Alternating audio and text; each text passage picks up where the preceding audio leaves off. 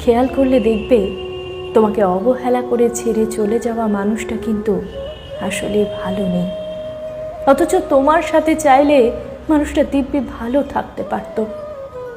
কেউ যখন কাউকে ছেড়ে চলে যায় তখন মানুষটা আসলে বুঝতে পারে না সে কি পেয়ে কি হারিয়ে ফেলল। সময় পেরিয়ে যায়, মাস যায়, বছরও চলে যায়, তারপর একদিন হঠাৎ করেই মনে হয় মানুষটাকে ছেড়ে আসা মোটেও ঠিক হয়নি, কিন্তু তখন আর কিছুই করার থাকে না। ছেড়ে আসার পর কিংবা হারিয়ে ফেলার পর মানুষ বুঝতে পারে সে আকাশের চাঁদ খুঁজতে গিয়ে পুরো আকাশটাই হারিয়ে ফেলেছে। মানুষ যেমন দাঁত থাকতে দাঁতের মর্ম বোঝে না, তেমনি পাশের মানুষটার মর্ম হারিয়ে ফেলার আগে বুঝতে পারে না। আমরা ভালোবাসতে ভুল না করলেও সঠিক মানুষটাকে চিনতে বড্ড ভুল করি।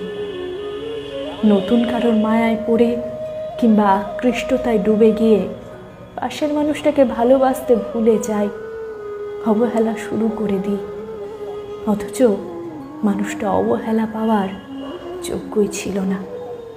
অনেকেই কাছের মানুষটাকে ছেড়ে নতুন কারোর হাত ধরে ভালো থাকার জন্য, অথচ কিছুদিন পর বুঝতে পারে ভালো তার সাথেই ছিল যাকে সে ছেড়ে এসেছে। পুরনো কাউকে ভুলে গিয়ে নতুন কাউকে নিয়ে সাময়িক আনন্দ পাওয়া গেলেও সারা জীবন ভালো থাকা যায় না। প্রিয় মানুষটাকে অবহেলা কিংবা ইগনোর করে তুমি ভালো থাকতে পারবে না, ভালো থাকা যায় না। একটা সময় তোমার এই অবহেলা কিংবা ইগনোরই অন্য কারোর মাধ্যমে ঘুরে ফিরে ঠিক তোমার কাছেই ফিরে আসবে। এটাই প্রকৃতির নিয়ম।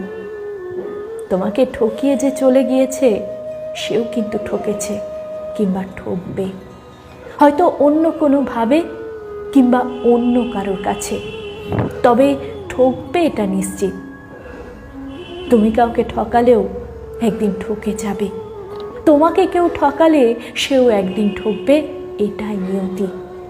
তাই প্রিয় মানুষটা যেমনই হোক তাকে আপন করতে শেখো। তুমি চাইলেই মানুষটাকে একদিন তোমার মতো করে বানিয়ে নিতে পারবে, কিন্তু যদি ছেড়ে চলে যাও তাহলে শুধু একের পর এক মানুষ বদলাতে পারবে, কিন্তু কাউকে মনের মতো বানাতে পারবে না, কখনো না।